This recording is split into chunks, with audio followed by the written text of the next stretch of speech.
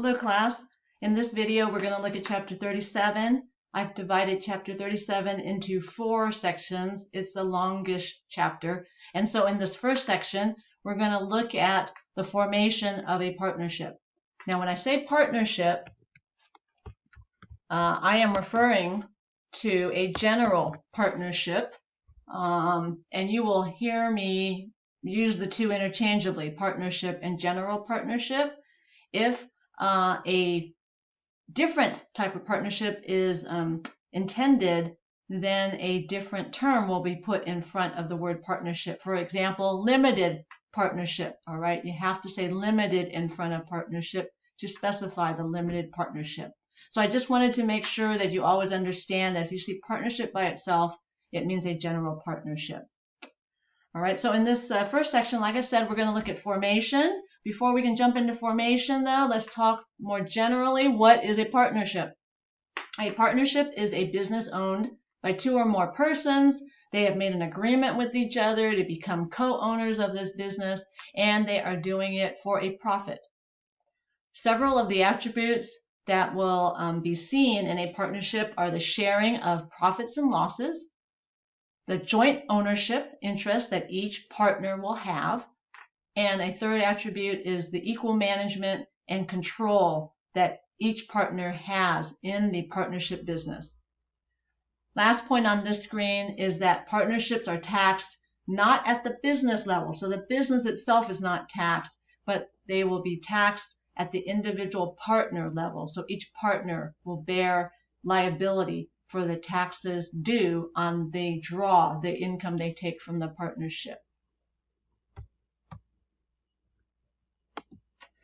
All right, partnerships, they are formed by agreement.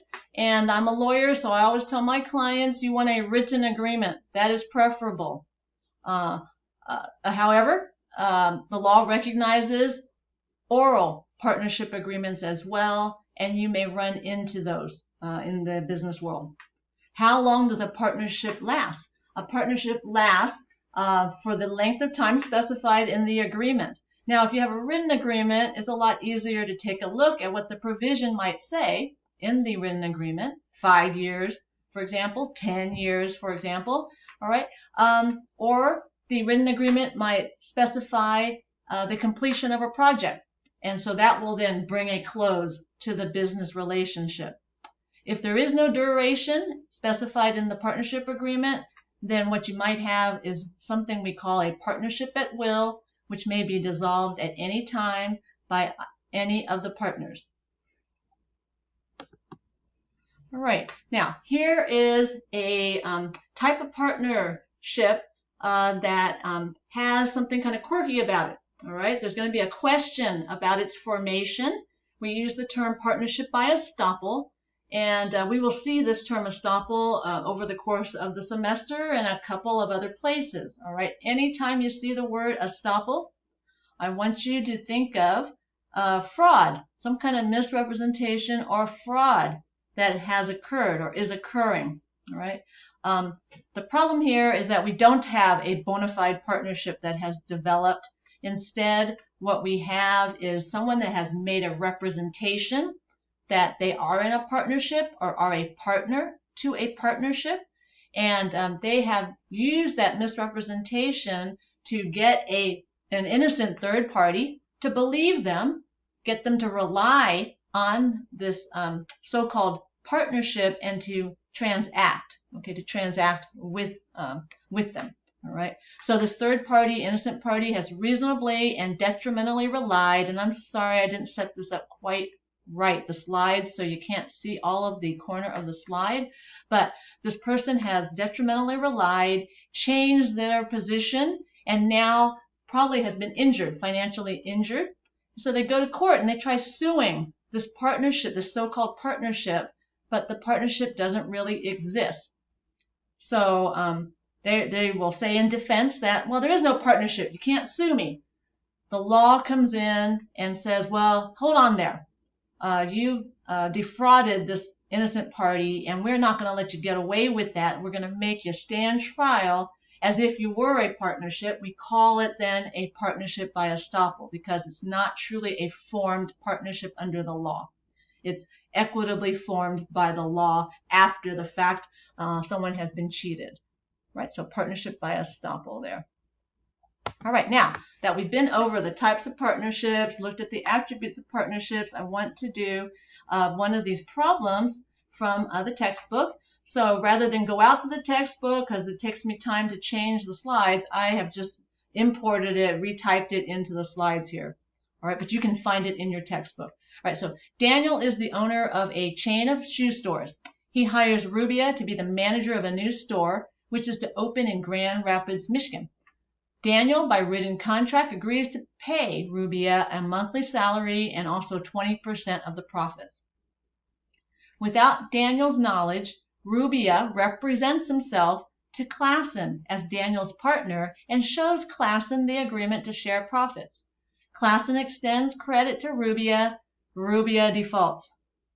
Now, your job is to discuss whether Klassen can hold Daniel liable as a partner. Since Rubia made this deal, took the loan, will Daniel now be responsible for it? All right, so we need to take a look at what's happened between Daniel and Rubia. Is there a partnership? And I hope you're looking to see, is first of all, there any agreement? Do you see an agreement between the two that they will run a business, that they will share profits? Do they have some equal right to be involved in the management? Can you see any of those elements present? I don't think you can see that, right? What does this look like? It looks like Rubia is going to work for Daniel, right? He's going to draw a salary, and as part of his compensation for his work, he's going to be paid not only the salary, but 20% of the profits, right? So that's not quite the same as having the profit sharing that a partner has. All right. So Rubia has no ownership, has no input into the management. Klassen, the third party, might be trying to find an estoppel, a partnership by estoppel. However, Klassen will have a hard time showing that. All right. When we look for partnership by estoppel, the focus will be on the representation that a partner has made about a non-partner, perhaps. Okay. And so here, Rubia is not a partner, making some representation about himself that does not even include Daniel doing anything. So Daniel here would be quite innocent, actually, of any wrongdoing. And so a partnership by estoppel cannot be established. All right. It's just, I would say, kind of too bad for Klassen. All right. I want to take a look at a second problem from the textbook. This is the legal reasoning 37-10 problem at the end of the chapter. And here's how it goes. At least 6 months before the Summer Olympics in Atlanta, Stafford, Fontenot, and 4 others agreed to sell Cajun food at the games and began making preparations. On May 19th, the group, calling themselves Prairie Cajun Seafood Catering of Louisiana, applied for a business license from the county health department. Later, Ted Norris sold a mobile kitchen to them for $40,000. They gave Norris an $8,000 check drawn on Prairie Cajun Seafood Catering of Louisiana account and 2 promissory notes, one for $12,000 and the other for $20,000. The notes, which were dated June the 12th, listed only Fontenot DBA Prairie Cajun Seafood as the maker. DBA is an abbreviation for doing business as.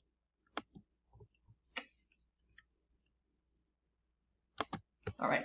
Now, on July 31st, Fontenot and his friends signed a partnership agreement, which listed specific percentage of profits and losses. They drove the mobile kitchen to Atlanta, but business was disastrous. When the notes were not paid, Norris filed a suit in a Louisiana state court against Fontenot, seeking payment. So your first question is, discuss the elements of a partnership and determine whether a partnership exists among Fontenot and the others. All right, so let me see. What do we see going on here? We have 4 friends that have agreed to work together. They chose a name for their business. They made some plans, and then they bought a food truck. All right. What are the elements of a partnership? They are the sharing of profits, joint ownership, management, rights. They're all present here. So since that's the case, there is a partnership, and those individual partners will be liable for the debt owed to Ted Norris. All right, so that answers both question 1 and 2, even though I forgot to read question 2. All right, so there is a partnership in this problem, and that means the 4 partners, I believe it's 4, all right, will be responsible for the debts. All right, so this brings us to the end of this first part. I will start up with this second part in a second video that I will be producing.